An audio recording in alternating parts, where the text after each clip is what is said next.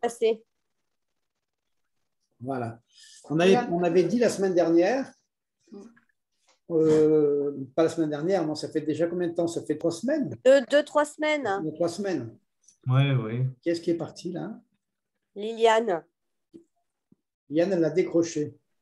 Josiane aussi, je crois que c'est le réseau. On va attendre qu'elle revienne. Attendez. Voilà, elle revient. Voilà. Voilà, elles sont là.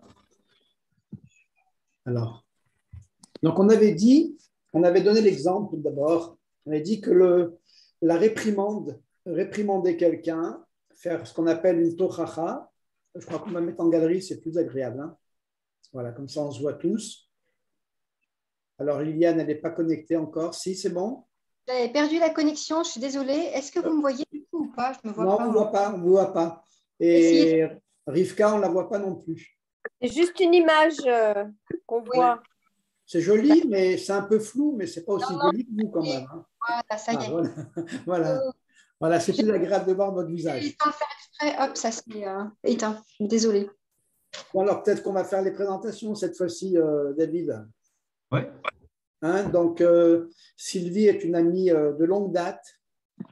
Alors, elle a suivi la thérapie lumière avec le Rav Schneider en Israël pendant quelques années. Ah, voilà, donc ça lui a conféré quelques dons particuliers qu'elle met au profit de la communauté lorsque ça se présente. Voilà. On a Valérie à côté, là en bas. Valérie, donc, qui est une amie aussi de longue date, qui a suivi nos cours depuis très longtemps. Je vous laisse vous présenter si vous voulez, Valérie. Alors, qu'est-ce que vous faites? Moi, ben voilà, je travaille, hein, je suis active. Et puis, bon, je te connais, Daniel, depuis l'année 2006, je crois, dans ces zones-là. Donc, voilà, on va au cours de Daniel avec ma sœur. Enfin, on allait au cours de Daniel avec ma sœur. Ben, ça fait depuis 2006. Ça fait longtemps déjà maintenant. C'est lié d'amitié. Donc nous sommes voilà, tout à fait. Tout à fait. Et Liliane, si vous voulez vous présenter? Oui, donc je suis Liliane. Je suis Isabelle Urban en tant que praticienne bien-être. D'accord. Spécialisée dans la gestion du stress et des émotions. Je fais des massages bien-être. J'accompagne les gens à se sentir mieux dans leur vie et dans leur corps, dans leur âme, dans leur esprit. Voilà. Avec des conseils de techniques de développement personnel, la luminothérapie, la méditation et puis l'aromathérapie aussi. D'accord. D'accord. Et Rivka? Vous voulez vous présenter, Rivka? D'abord, est-ce que vous allez bien? Mettez votre micro. Elle a coupé le son. Micro. On ne vous entend pas. Activez le micro en appuyant sur le micro avec le bouton, la souris. Appuyez sur le micro. Je ne sais pas si elle a compris. Hein. Je crois qu'elle a compris, mais elle a non, elle n'a pas appuyé sur le micro. Elle est en train là. Voilà. Sylvie, j'ai compris, je ne suis pas bête. Hein. Tu prends toujours les choses du mauvais côté. Il faut arrêter. Non, mais j'ai compris. Liliane, intervenez, pas les mains. Il ne faut pas s'énerver comme ça tout le temps. Hein. Mais je ne m'énerve pas, tout va bien. On va demander à Liliane d'intervenir alors. Alors, Rivka, est-ce que vous voulez vous présenter? Fais pas peur. Eh ben, moi, je suis Rivka. Ça fait maintenant une dizaine d'années que j'ai, 10-12 ans, que j'ai rejoint le groupe de Daniel. Que du bonheur, à part que c'est un lâcheur, il nous a lâchés. À part ça, c'est sauvé en Israël. Oui, non, mais bon, c'est plus pareil. Hein. Il y a le William Serin qui est parti. Hein. Bon, David, cachère naturellement, hein. Mais le William Serin est parti, le charme est parti. On a Alexis qui arrive. On va laisser arriver. Donc, David, vous voulez vous présenter aussi parce que je pense que les gens ne vous connaissent pas, comme moi, je vous connais. Alors, je m'appelle David, je suis conseiller formateur en aromathérapie. J'ai écrit plusieurs formations. Je fais que de l'aromathérapie. Non pas que je dénigre les autres spécialités, au contraire, il faut de tout. Mais c'est qu'il y a tellement à développer dans l'aromathérapie que je me concentre vraiment que sur l'aroma et malgré tout, je n'aurais pas assez d'une vie pour pouvoir, on va dire, pouvoir maîtriser et comprendre toute l'aromathérapie. Voilà, donc je fais beaucoup de conseils à distance, mais surtout beaucoup de formations à distance, beaucoup de formations. Et pour moi, l'aromathérapie, ça fait partie de moi, hein, ça fait partie vraiment il n'y a pas un jour où je ne peux pas sentir une huile essentielle, ce n'est pas possible. Et pour moi, l'aromathérapie, ce n'est pas juste des applications, juste des choses, c'est vraiment prendre en charge la personne, la prendre de façon globale et aider la personne sur le côté physique, parce que en plus, quand on agit sur le physique, c'est spectaculaire, donc la personne se sent mieux. Agir sur le psycho-olfactif aussi, mais aussi agir sur le subtil et agir de ce côté-là. Et il y a aussi quelque chose de très intéressant aussi à garder en tête, c'est qu'il y a la personne qu'on reçoit, il y a le praticien et l'huile essentielle au milieu, parce que l'huile essentielle va quand même avoir son action. Et du coup, tout ça, c'est intéressant. Et puis surtout, garder une très grande dose d'humilité devant cette merveille qu'Hachem nous a mis entre les mains, cette possibilité. Il a fait la nature. Nous, avec notre façon de faire humain, on la concentre dans une huile essentielle. On fait une huile essentielle concentre. Et quand on voit le nombre de molécules que peut avoir, par exemple, ne serait-ce que la lavande vraie, avec 1000 molécules aromatiques différentes, parfois très complexes, et pourtant, elle a juste pris de l'eau, des sels minéraux, des rayons UV, du CO2, et rien qu'avec ça, elle a fait des molécules complexes. Alors, pour moi, il y a Kakadosh Baruch Hu derrière, c'est sûr. Et au final, on n'est que juste le lien entre lui, la nature et l'humain, quoi. C'est tout. Et on peut que garder sa dose d'humilité. Et l'aromathérapie, effectivement, là, on parle des odeurs. L'impact des odeurs sur la vie de tous les jours est très, très, très important. C'est d'ailleurs pas pour rien qu'on fait la Havdalah à la fin de Shabbat, parce qu'on a besoin de ces odeurs, on a besoin de l'odorat.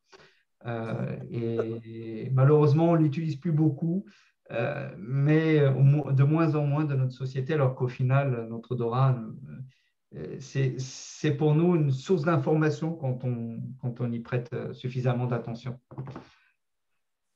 Très bien. Voilà. Alors, on va revenir à notre étude de façon à faire un lien entre l'aromathérapie, enfin ces sciences extraordinaires, et la Torah. Donc, c'est le but qui était recherché.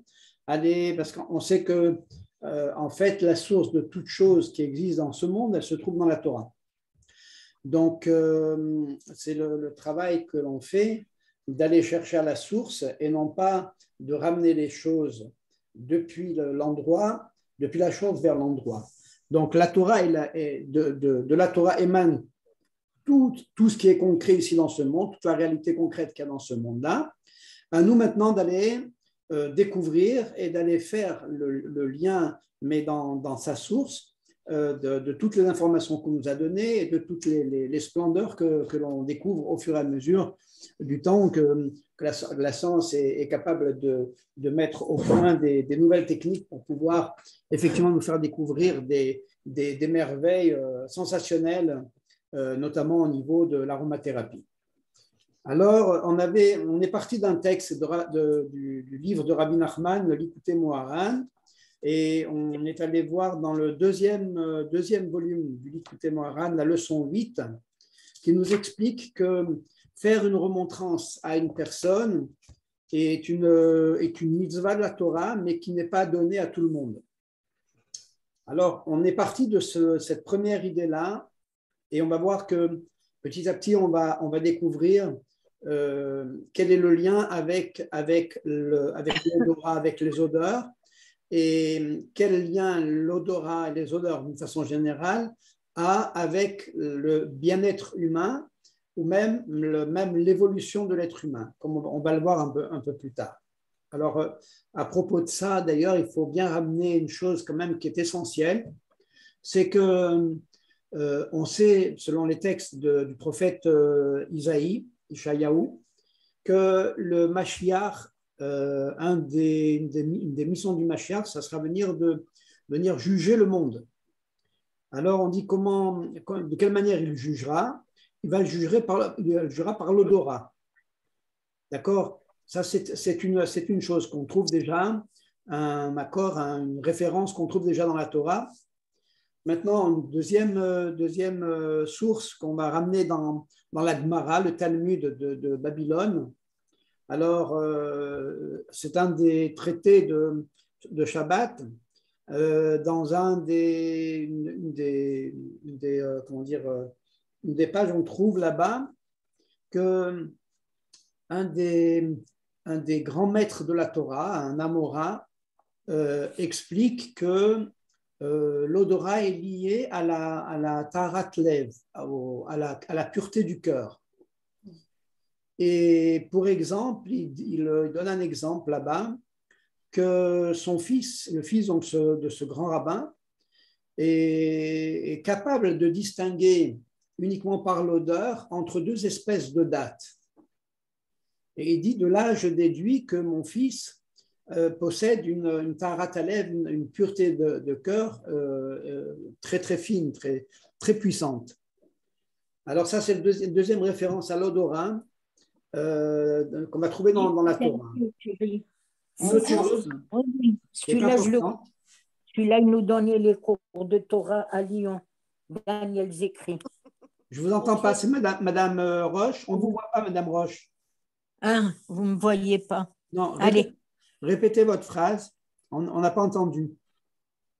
Non, je parlais seulement avec ma petite fille. Ah, d'accord. Non, je n'ai pas posé de questions, Daniel. D'accord. J'ai cru que vous... Je me trouve à Jérusalem, là, actuellement.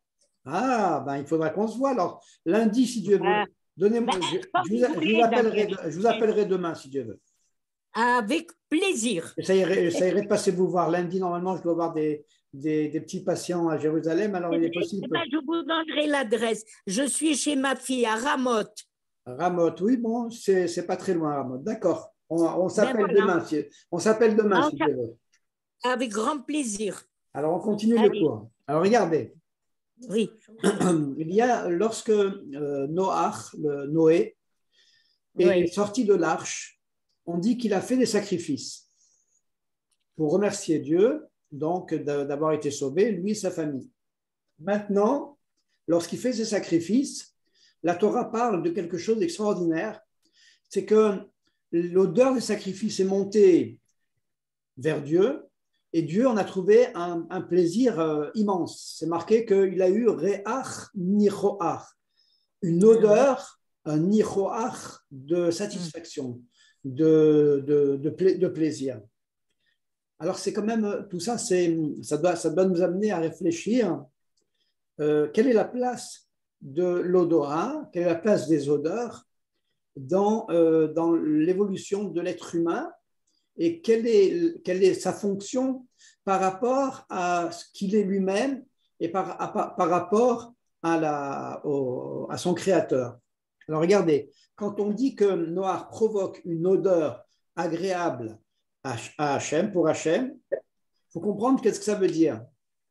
Qu'est-ce que c'est qu'un sacrifice? Alors regardez, on va essayer de rentrer un peu plus dans la profondeur du texte et de l'idée. C'est quoi lorsqu'on dit « je fais un sacrifice », c'est quoi? C'est-à-dire qu'une chose que j'aurais dû avoir, je renonce. J'y renonce, d'accord? Par exemple, je devais faire un beau voyage qui me tenait à cœur, et à cause d'une circonstance extérieure, je dois annuler ce voyage. Par exemple, on m'a annoncé que un des membres de ma famille souffrait. À cause de ça, donc, je vais me sacrifier pour rester présent auprès de ce membre de ma famille, et donc je vais faire le sacrifice du voyage. Le voyage, je ne le ferai pas. D'accord? Regardez, on va essayer de réfléchir tous ensemble sur une idée qui me tient à cœur et sur laquelle j'ai beaucoup réfléchi. Et après, si vous voulez, on en discutera. D'abord, je vais vous dire quelque chose aussi, une autre chose à laquelle j'ai réfléchi. Oui, très souvent, on regarde des cours aujourd'hui, il y a des centaines de cours de Torah et autres en vidéo, en ligne, et on peut vraiment tout connaître pratiquement en écoutant ces cours. Mais dernièrement, je me suis posé la question, je me suis dit, mais en fait, la majorité des gens qui donnent des cours, ce sont des choses qu'ils ont apprises, c'est-à-dire ce sont des choses théoriques. Mais est-ce qu'il y a un vécu à cette connaissance-là? Est-ce que maintenant ces gens-là vivent réellement, ou bien est-ce que c'est simplement un support pour se faire connaître et pour se faire une publicité, ou bien est-ce que c'est vraiment un message profond vécu que je vais délivrer à quelqu'un et qui va lui faire du bien? Vous voyez, j'essaye de parler avec des termes simples et accessibles pour que tout le monde puisse comprendre là où je veux en venir. En fait, vous allez remarquer que la majorité des cours qui sont donnés, parfois vont réveiller en nous des émotions, des sensations, et vont même parfois nous remettre en question sur le mode de vie qu'on a choisi, parfois. Mais la majorité des fois, sont des cours de connaissances qui vont nous amener dans un domaine qui en réalité ne nous touche pas spécialement. Alors on va l'accepter parce qu'on sait qu'il y a une mitzvah d'apprendre la Torah, d'étudier la Torah, de connaître la Torah, de connaître le judaïsme. Alors c'est une bonne chose en soi. Mais est-ce que c'est ça la finalité? C'est pas évident. La finalité, selon les Rachamim, c'est que la personne elle-même trouve un chemin à l'intérieur même de l'idée qui m'a été donnée. Et tant que je ne trouve pas ce chemin, je ne peux pas avancer. C'est comme quelqu'un qui est aveugle, d'accord? On lui prend le bras pour marcher, mais dès qu'il va falloir qu'il marche par lui-même, il ne va pas pouvoir, ou avec sa canne. D'accord? C'est exactement le même principe. Nous sommes, au niveau spirituel, tous des gens non-voyants. Pourquoi? Parce que la spiritualité, telle que nos ancêtres l'ont vécue, a disparu de notre vie. Notre vie, elle n'est basée que sur le matérialisme. D'où l'importance de faire surgir dans notre vie une composante physique qui va nous rattacher au spirituel. C'est quoi cette composante physique? C'est l'aromathérapie. C'est la science des odeurs. D'accord? Pour revenir au texte qu'on a fait il y a 3 semaines, il y a 15 jours, donc Rabbi Nachman nous dit que la tochacha, la réprimande, est une mitzvah, mais elle est très, très, très, très dangereuse. C'est une arme à double tranchant. Ça veut dire quoi? Ça veut dire que si je fais une tochacha à quelqu'un, je viens lui dire, tu sais, je ne suis pas d'accord avec ce que tu fais, tu n'es pas dans un bon chemin. Tu es en train de te tromper, tu es en train de faire des bêtises. D'accord? Alors, il va y avoir 2 réactions. Écoutez bien. La première, si la tochacha a été dite avec amour, avec sincérité, vraiment, que l'autre l'a perçue comme vraiment comme un sauvetage, alors il va accéder à ça.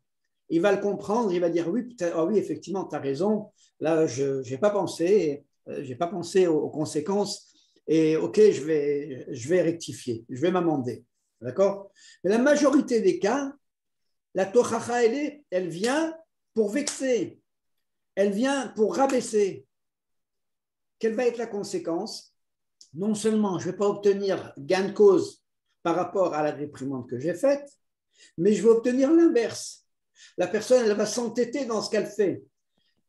Elle va aller même plus loin que où elle aurait aimé aller de manière consciente. D'accord? Alors, il donne un exemple très simple qui va nous ramener au monde des odeurs, de nous dire, c'est comme quand on prend un sac d'ordures. Il est plein d'ordures, admettons qu'il soit fermé, d'accord? peut-être pas hermétiquement, sinon on ne pourra pas comprendre l'exemple. Donc il est fermé, mais pas hermétiquement. Il est posé dans un endroit. On sait très bien que chimiquement, la décomposition va faire exhaler des odeurs. D'accord? Ça va sentir le pourri. Ouais. Mais tant que le sac est posé, qu'il n'est pas déplacé, les odeurs vont pas ressortir. Mais dès qu'on va commencer à prendre le sac et on va le secouer un tout petit peu, toutes les mauvaises odeurs, elles vont sortir. D'accord? C'est exactement le même principe pour l'être humain. La faute, en réalité, alors écoutez bien, elle amène l'homme à se sous-estimer, à se mépriser lui-même. D'accord? Maintenant, lorsque je viens faire une tochacha, je viens réprimander la personne en lui disant « mais tu as fait une bêtise ». Qu'est-ce que je vais faire? Je vais remuer ce sac. Les mauvaises actions que cet homme-là avait faites auparavant et qui sont au repos, qui n'exhalent pas de mauvaises odeurs, alors elles vont se mélanger à la dernière mauvaise action que cet homme a fait et ça va sentir mauvais. Et il va en fait sentir mauvais, ça veut dire, alors on va aller beaucoup plus profondément. En réalité, sentir mauvais, ça veut dire que cette personne-là va créer un regard négatif sur sa personnalité, et ça va procéder à une action spirituelle qui a une mauvaise odeur. C'est la raison pour laquelle on va dire « ah, celui-là, je ne le sens plus ». Avant, je le sentais, maintenant, je ne le sens plus. Alors, oh là là, mais cette personne-là, je ne peux pas me la sentir. D'accord? C'est qu'en réalité, cette personne a développé une imperfection spirituelle qui est liée à l'odorat, parce que l'odorat, c'est la partie la plus spirituelle qui existe dans le monde physique et qui est capable de relier le monde physique au monde spirituel. Donc, c'est la raison pour laquelle on va faire référence à l'odorat lorsque un problème spirituel arrive. Alors, il nous donne, bien entendu, il nous donne le remède à ça. Alors, premièrement, ne pas faire de reproches si on n'a pas les capacités de les faire. Premièrement. Ça, c'est une évidence que si on n'est pas à un niveau tel que les rabbins du Talmud, comme Rabbi Akiva, qui lui-même disait qu'à son époque, il y a donc 2000 ans, il se posait la question de savoir est-ce que dans mon époque, est-ce que dans ma génération, est-ce que quelqu'un sait faire un reproche à son époque? Donc, à plus forte raison qu'à notre époque, c'est sûr et certain qu'on ne sait pas faire de reproches. D'accord? Alors, maintenant, donc, on ne fera pas de reproches. Mais si jamais maintenant, on en a fait, on a blessé, on a fait une bêtise, alors il y a des possibilités de rattraper tout ça. Vous savez, quand maintenant, quelqu'un a une mauvaise haleine ou alors qu'il a une transpiration qui ne sent pas bon, qu'est-ce qu'on va faire? On va mettre un déodorant. On va changer l'odeur. D'accord? De la même manière. Alors écoutez bien, parce que ça c'est formidable. Ce que me dit Rabbi Nachman, c'est une leçon pour la vie. C'est une leçon d'espoir extraordinaire. Il va dire, ben nous aussi on va changer l'odeur de cette personne. Comment faire? C'est très simple. Il va scruter en lui-même quelle est la bonne action qu'il a faite dans sa vie. Tout le monde a fait au moins une bonne action. D'accord? Au moins. Dès qu'il va percevoir ça, tout le changement va commencer à se mettre en branle. Tout va changer. Il va commencer à percevoir les choses d'une autre manière. Parce que qu'est-ce qui l'a amené à descendre, à dégringoler? C'est la perception négative qu'il a de lui-même. C'est ça la mauvaise odeur. Donc, réparer, mettre du déodorant dans la vie de cette personne-là au niveau spirituel, c'est lui apprendre, l'encourager et l'aider à voir à nouveau le bon côté qui est en lui, les bons côtés qui sont en lui, les bonnes actions qu'il a faites, les bonnes choses qu'il y a dans sa vie. Et ça va complètement transformer les choses. Et il va, à ce moment-là, il va à nouveau se mettre à évoluer de manière positive. Il va à nouveau commencer à s'élever, à remonter. Pour en revenir au sacrifice, alors écoutez bien cette idée-là. Vous savez que le sacrifice, c'est prendre un animal. Alors, admettons qu'il y a plusieurs sortes de sacrifices. On ne va pas entrer dans les détails parce que ce n'est pas un cours technique, sinon ça va devenir un cours fastidieux.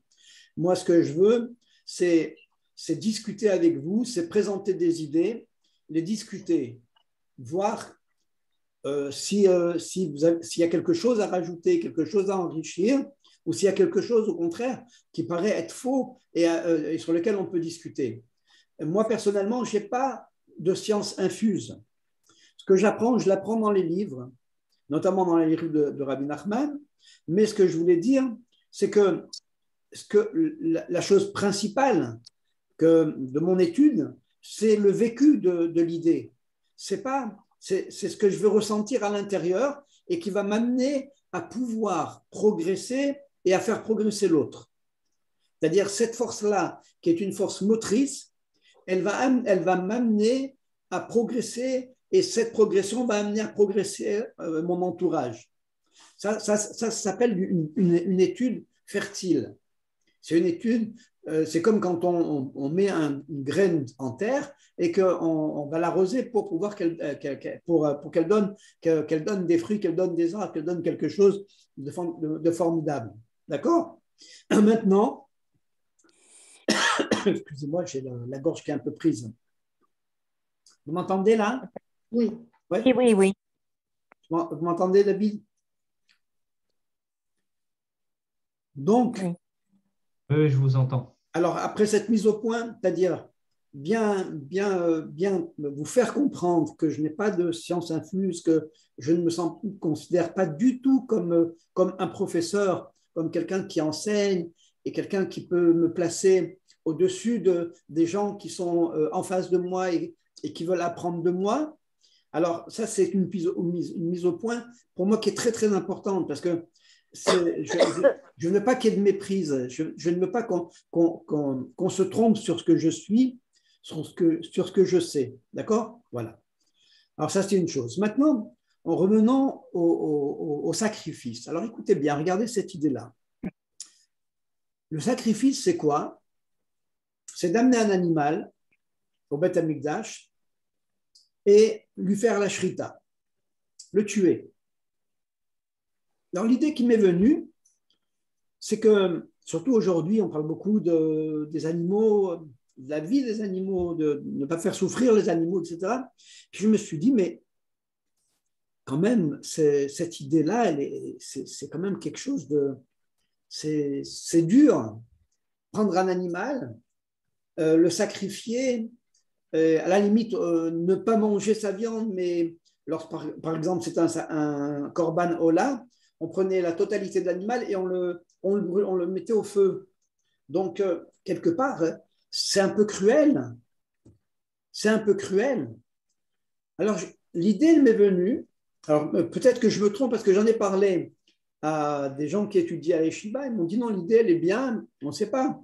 Il faut réfléchir, mais l'idée est intéressante. On m'a ramené d'ailleurs, à propos de cette idée, on m'a ramené une autre idée qui pourrait corréler celle que j'ai eue. C'est-à-dire que maintenant, le sacrifice, quelqu'un vient et il apporte un sacrifice. Normalement, quelqu'un qui a du cœur, quelqu'un qui a une sensibilité, il doit se poser des questions. Il doit se dire, mais ce sacrifice qu'on est en train de faire pour une faute que j'ai faite, pour une bêtise que j'ai faite, c'est injuste. C'est moi qui dois recevoir, ce n'est pas l'animal. Pourquoi est-ce que maintenant cet animal-là, il va expier une faute que j'ai faite moi-même? Mais c'est une injustice totale. Est-ce que c'est ça que Dieu veut? Certainement pas. Hachem, c'est la bonté par excellence. C'est la justice. C'est le droit. Donc, qu'est-ce qui se passe? Bien, je vais vous dire. Le sacrifice, en réalité, c'est quoi? C'est la capacité que je vais avoir de ressentir cette injustice, de souffrir de la souffrance de cet animal. Ça, c'est ce qu'on appelle Re'ach Nichoach la Hashem. Une odeur agréable pour Dieu. Vous comprenez cette idée? Donc, cette idée-là, elle est très, très profonde. Parce qu'en réalité, elle concerne notre quotidien. Il n'y a plus de Beth Amikdash aujourd'hui. On ne peut plus apporter de sacrifice. Mais il nous arrive tellement de choses dans notre vie. Et des choses parfois qu'on considère comme injustes. Est-ce que, à notre niveau, est-ce que ça ne correspond pas au sacrifice?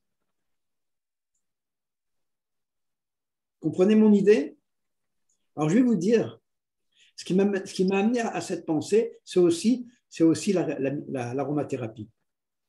Parce que je vais vous dire, chaque fois que je lis des leçons, notamment de Rabbi Nachman, tout de suite, je me projette dans ce que l'aromathérapie apporte au monde. Et au niveau du sacrifice, il n'existe pas un sacrifice plus grand que celui que la plante est en train de faire pour donner ce qu'elle a de meilleur. Lorsqu'on prend du pain, des résines, par exemple la résine, on va être obligé de faire une fente dans le corps de l'arbre. On sait que l'arbre a une sensibilité. Aujourd'hui, on le sait, on est capable même de le mesurer avec des appareils scientifiques. On est capable de mesurer la douleur qui est ressentie par un arbre. C'est que les arbres communiquent, les arbres vivent. Vous comprenez? Alors l'arbre ou n'importe quelle autre plante, à tel point, écoutez bien, qu'il y a une leçon de Rabbi Nachman, je crois que c'est la Yud Bet, dans le 2e volume, qui dit que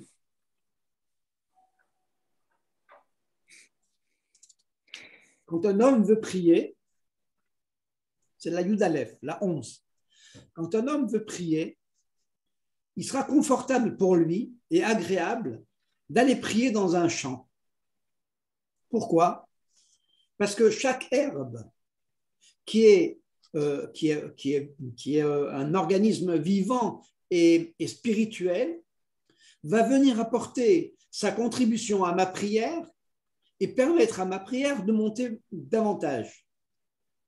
Donc on voit qu'il y a une vie intrinsèque, une vie spirituelle dans chaque chose, une vie qui l'anime dans chaque chose qui existe, et notamment dans les végétaux, les minéraux, et notamment dans les végétaux. Puisque la Gemara dit qu'il n'existe pas une herbe qui pousse, qui n'est pas son tuteur spirituel, un ange tutélaire, qui vienne frapper l'herbe et lui dire « pousse ». Ça veut dire que chaque herbe a effectivement un pouvoir spirituel. Donc maintenant, comment est-ce que cette spiritualité végétale va s'exprimer? À travers le sacrifice qu'elle fait d'elle-même, d'être distillée, d'être cueillie, etc. Donc on voit le sacrifice apporte dans sa globalité au monde d'une façon générale, apporte une possibilité de guérison et de ce qu'on appelle le tikkun, de réparation, notamment à l'être humain, mais même à toutes les autres. Parce que vous savez qu'il existe comme ça une idée que l'homme vient sur Terre pour une réparation, ce qu'on appelle le tikkun.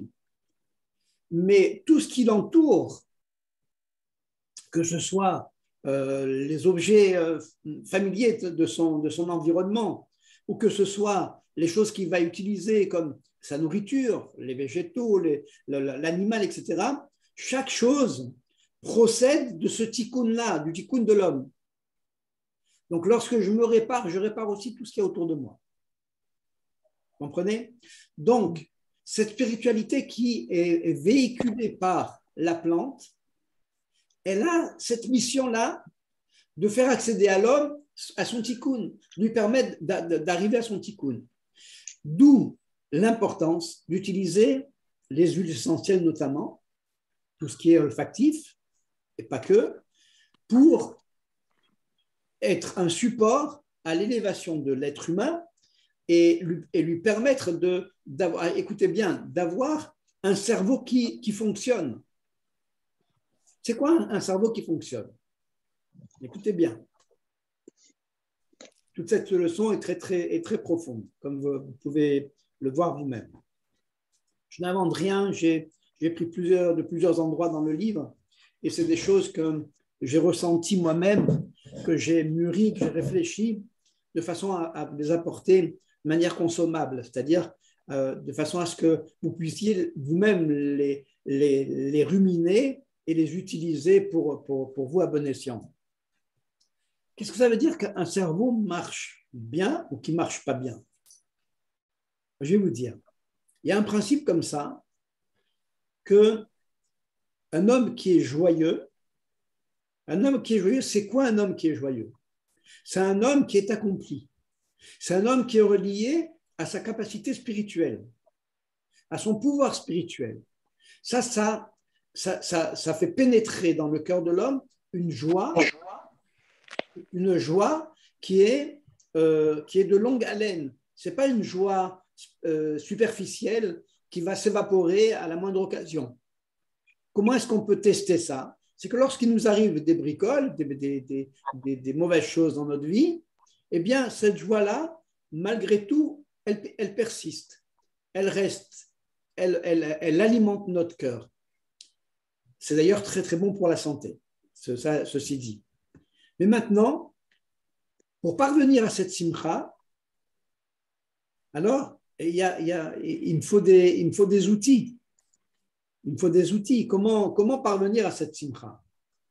Il y a plusieurs conseils qui ont été donnés, et notamment, un que moi personnellement je donne, c'est sentir des bonnes odeurs. C'est d'aller chercher dans l'aromathérapie des odeurs qui me conviennent, des odeurs avec lesquelles je vais m'associer. Nous allons nous associer. Parce que cette association, elle est en réalité très, très profonde. Elle correspond à ce que je suis profondément. Et grâce à cette association, je vais pouvoir effectivement redécouvrir qui je suis réellement et pouvoir à nouveau fonctionner comme il faut et faire donc ce qu'on appelle la réparation. Un cerveau qui ne fonctionne pas, c'est un cerveau qui est triste. Une personne qui est triste, son cerveau est ce qu'on appelle est en exil. C'est-à-dire qu'il est dans un endroit où il ne doit pas être. Il est dans des idées qui sont fausses. Une personne qui est besimcha, une personne qui est joyeuse, son esprit va forcément la porter vers le bien, va le porter vers la construction, vers l'épanouissement, vers le désir d'évoluer, le désir de se remettre en question constamment pour pouvoir évoluer. Ça, c'est un cerveau qui fonctionne parce que la personne, elle est besimcha. D'accord? Donc, l'olfaction, le pouvoir des huiles essentielles dans notre vie a une place vraiment primordiale. On voit d'ailleurs, je vais vous expliquer, on voit que la société, notre fameuse société de consommation, elle a utilisé ce pouvoir, mais pour mieux faire parvenir à consommer, à gagner de l'argent. Vous voyez, les boulangeries, etc., elles diffusent des odeurs de façon à ce que les gens soient attirés par les odeurs et qu'ils viennent aller se restaurer, aller acheter des croissants ou autre. D'accord? Mais les cosmétiques ou les parfums de grande classe, de haute couture, ils ont aussi cette définition, cette mission, c'est-à-dire consommer, amener l'homme à s'inclure dans ce système. Mais vous n'allez jamais voir, sauf dans certains mouvements religieux ou des mouvements spirituels, où là on utilise l'odeur, mais pour ce qu'elle est elle-même. C'est-à-dire ce qui va être le connecteur à ce qui est supérieur à moi. Comprenez? C'est la raison pour laquelle vous allez voir qu'on a, chez nous, la kétoret. Alors, le prochain cours, ça sera sur la kétoret, Bineder, Bezrat Hashem. On va détailler chaque herbe et je vais vous dire quelle est la correspondance au niveau des huiles essentielles parce que j'ai fait ce travail-là et j'ai constitué une petite fiole de kétorette, telle que j'ai pu le faire, parce que c'est interdit de la faire telle qu'elle est préconisée dans la Torah, c'est interdit. C'est d'ailleurs très grave de le faire, puisque c'est marqué que la personne est chayav mitabidei shamaim. Elle est passible de la peine capitale. Donc, bien sûr, je ne me suis pas mis à aller fabriquer ça, mais comme ça m'intéresse énormément et que je connais le pouvoir de la kétorette, j'ai voulu essayer aussi de refaire juste l'odeur, la fragrance, mais je n'ai pas osé. Quand j'ai dit, je ne veux même pas essayer. Ah ouais, vous avez essayé? J'ai voulu essayer, je me suis dit non. En Amérique, sur le site Etsy ou Wish, je ne me rappelle pas, il y a un petit couple américain qui vendent une petite synergie qu'ils appellent kétorette. Mais c'est sûr et certain que ça n'est pas la kétorette. Pour terminer sur la kétorette, c'est marqué que la kétorette, lorsqu'on la sentait, lorsqu'elle s'élevait dans les airs, on était capable de la sentir à une centaine de mètres. Et dès qu'on la sentait, la personne était prise d'un Hirur Teshuvah. Immédiatement, il voulait se rapprocher de Dieu. Hirur Teshuvah, ça ne veut pas dire regretter tout ce qu'on a fait et se mortifier et tomber malade, dire oh là, mais qu'est-ce que j'ai fait, je me suis mal conduit, je me suis éloigné de la Torah, du judaïsme. C'est pas ça. La Teshuvah, c'est simple. C'est ressentir de l'amour pour Dieu. C'est vouloir à nouveau se rapprocher d'Hachem. Et à ce moment-là, après, on peut progresser dans la technique. Dans la tsniou, dans le Shabbat, dans la kashrut, etc. Mais avant toute chose, c'est avoir cette capacité de rebondir par rapport à la vie que l'on mène et de nous amener à nouveau à nous reconnecter à quelque chose de vrai, quelque chose de beau, quelque chose de bon. C'est ça la teshuva. D'accord? Maintenant, voilà, on a terminé. Alors, on disait donc pour la kétorette, on verra le prochain cours, Bezrat Hashem, peut-être jeudi prochain. On fera un cours plus détaillé sur la kétorette. Maintenant, si vous voulez bien qu'on passe à un débat, ou si vous avez des questions, ou si vous voulez rajouter quelque chose sur ce que j'ai dit, voilà, Bechavod, avec plaisir, si vous voulez bien. Bonsoir Patricia, vous êtes là? Non, elle a dû repartir faire la cuisine à tous les coups. Il y a les enfants qui ont faim, ils ont demandé des frites, donc elle est partie à la friteuse. Vous êtes là, non. Moi, je suis là. Vous allez bien? Oui, au Hachem, ça va. Je voulais… Alors, on va continuer. Hein. On va essayer de discuter un petit peu. Je vous écoute, David. Moi, je voulais appuyer sur quelque chose d'extraordinaire parce que ce côté déjà ressenti, parce que moi, je ne veux pas faire de la pub, mais je fais de l'aroma. Là, sur mon site, c'est marqué aroma personnalisé. Parce que justement, c'est des choses qu'on vit, c'est des choses qu'on voit. Il y a la littérature aromatique qui dit certaines choses. Et moi, je vois ce que j'applique, ce que je conseille aux gens et les retours qu'ils me donnent. Quand il y a plusieurs personnes de différents âges, de différentes origines ethniques, de différentes psychés, de différentes plein de choses, et qu'on a le même retour, au bout d'un moment, on peut se dire non, ça marche, je l'ai vécu, c'est vrai. Et en même temps, l'odeur qui fait du bien.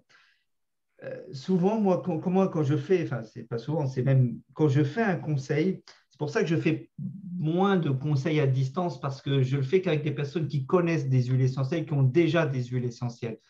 Des personnes qui me contactent, déjà, j'essaie de savoir un peu, prendre des informations avant, de leur faire acheter quelques huiles essentielles parce que moi, dans le conseil, il faut que je fasse sentir, il faut que la personne, elle sente les huiles essentielles. Et je veux toujours trouver l'huile essentielle, amener à la personne que l'huile essentielle, elle va tenir le flacon, la personne va tenir le flacon, mais elle ne va pas pouvoir le lâcher. Elle ne va plus pouvoir le lâcher et il y a le sourire jusque-là. Et quand moi, il y a ça, j'ai gagné. j'ai gagné, bien sûr, il faut bien que je mange.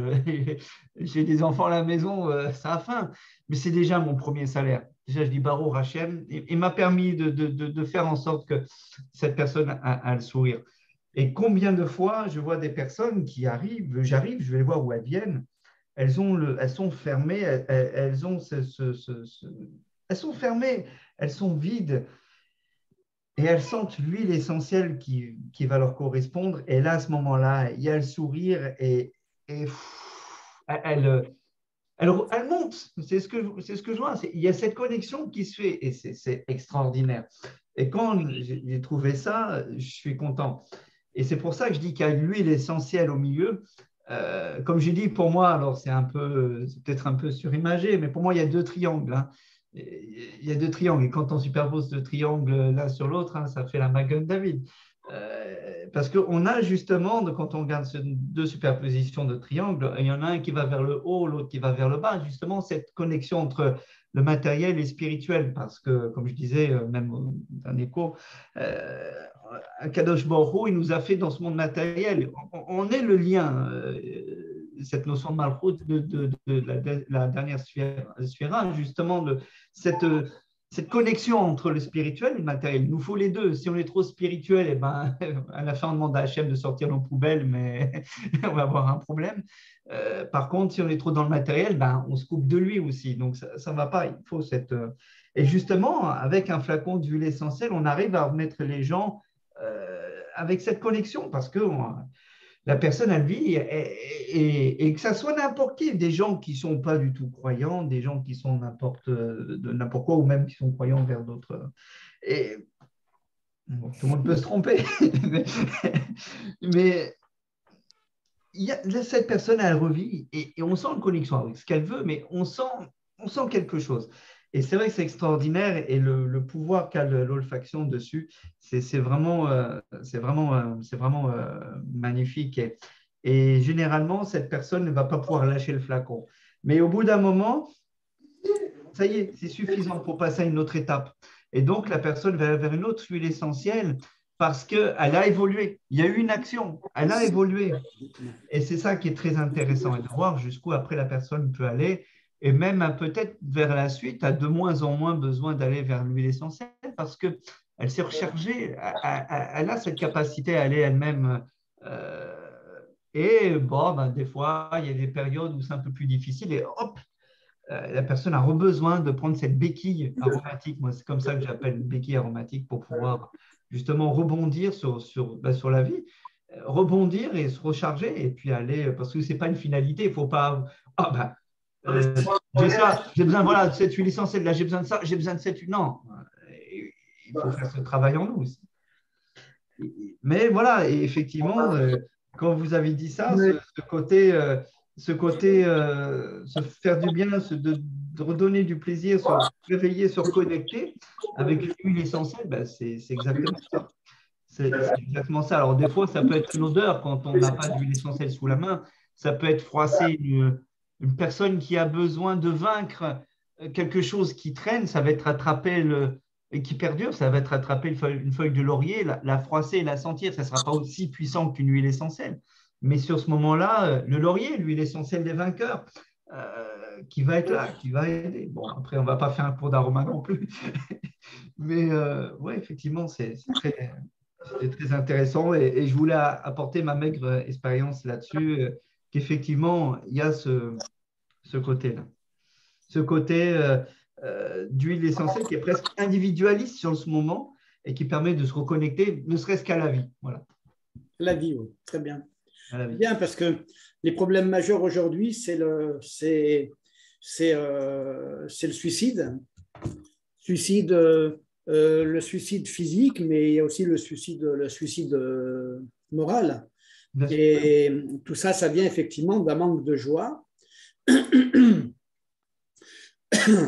Et ça vient d'un manque de joie, en fait. Et avant toute chose, un professeur dans une école ou un rav dans une communauté doit s'intéresser d'abord à la vie de l'autre. Il doit d'abord s'intéresser, il doit d'abord montrer que l'autre a une chashivut, c'est quelqu'un qui est yakar, quelqu'un qui a de l'importance. Et c'est ce qui va faire en sorte que l'autre va trouver un intérêt à sa vie.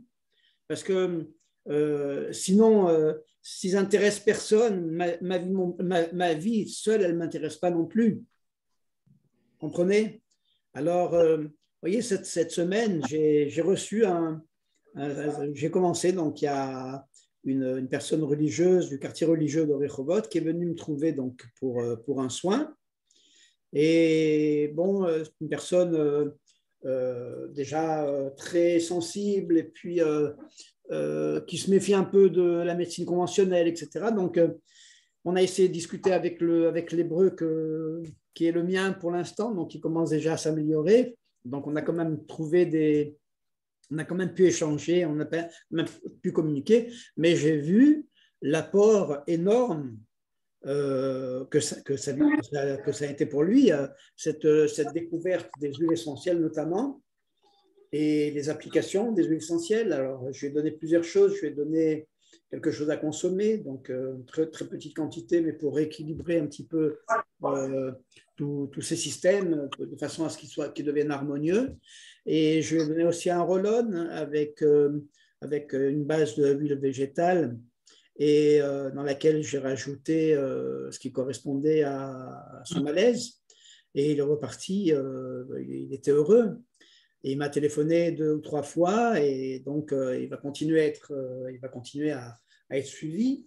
Et vraiment, j'étais heureux de pouvoir apporter ma contribution française et mes connaissances françaises au monde israélien. Et c'est un monde je commence à le découvrir, c'est un monde qui a l'air d'être primaire, mais en réalité qui a une richesse incroyable. En fait, bon, moi, je ne suis pas un sioniste, hein, j'aime énormément Israël, comme vous le savez, mais je n'aime pas la politique sioniste.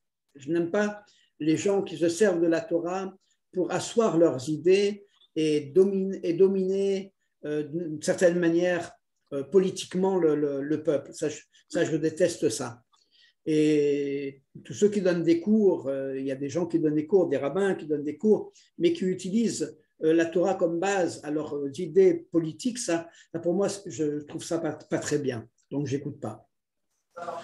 Mais ce que je voulais dire, c'est que ce qu'on retrouve ici, cette richesse culturelle, puisqu'on trouve en réalité des juifs, même des non-juifs aussi, hein, du monde entier. C'est-à-dire qu'on va trouver même des gens qui viennent de pays dont on n'a jamais entendu le nom et qui parlent un dialecte inconnu et qui amènent avec eux leur culture, leur savoir-faire, leur beauté, leur force. Et tout ça rajouté, c'est Mashiach. C'est ça Mashiach. Comprenez? L'universalité du judaïsme, c'est ça. On arrive au point crucial qu'on retrouve en Eretz Israël, qu'on ne peut pas retrouver ailleurs. C'est-à-dire, pourquoi on dit que Mashiach, il va se révéler sur la terre d'Israël? Parce que c'est sur la terre d'Israël qu'on a ça, que toute cette population s'est regroupée et qui vit en réalité quand même en harmonie. Chacun un petit peu de son côté, parce que c'est quand même très compliqué. Il faut vraiment développer la partie féminine qui est en nous pour pouvoir accepter l'autre et lui donner sa place. Mais ça, on ne peut pas le demander à tout le monde pour l'instant, mais ça sera le travail du Mashiach. Ça sera le travail du Mashiach et peut-être que effectivement, l'apport de l'olfaction, de l'aromathérapie sera primordial dans ce travail. Peut-être que Mashiach, ce sera un aromathérapeute. Peut-être. Peut-être qu'il va se promener avec des petites fioles et dire, écoutez, sentez, et vous allez voir que ça va aller mieux. Tous vos problèmes, ils vont passer, ça va aller mieux. Ne vous en faites pas. Aaron qui avait pris le Kohen Gadol, qui avait pris les Kétoret et qui était parti au contact du peuple Israël diffusé. Donc, Oui, bien sûr. C'est très, très, très bonne idée. C'est vrai, c'est vrai. Il est parti avec l'encensoir, il est parti dans le peuple et la Magéphale s'est arrêtée. Le Covid, il s'est arrêté. Oui. Pourvu que ça soit cette fois-ci pareil. Amen, amen. Oh, ça va bien s'arrêter, vous inquiétez pas. Ça va s'arrêter. Voilà, oui. chers amis. De tout cœur. Amen, amen. Voilà, chers amis, on va se séparer pour aller à nos occupations ou à notre repas. Non, en espérant se revoir bientôt. Oui. Amen. On essaie de se donner rendez-vous jeudi prochain, David. Oui. Et mesdames et Alexis aussi. Oui. On va essayer de travailler sur la kétorette. Si chacun peut travailler sur la kétorette et venir à la réunion avec des éléments, ça serait top. Ça serait top. Je pense que c'est ça, en fait, un vrai cours, c'est ça. C'est que chacun apporte sa contribution. Et c'est la raison pour laquelle la préparation à un cours, elle est importante. Pas pour celui qui va faire le cours, mais surtout pour l'ensemble, pour ceux qui assistent au cours.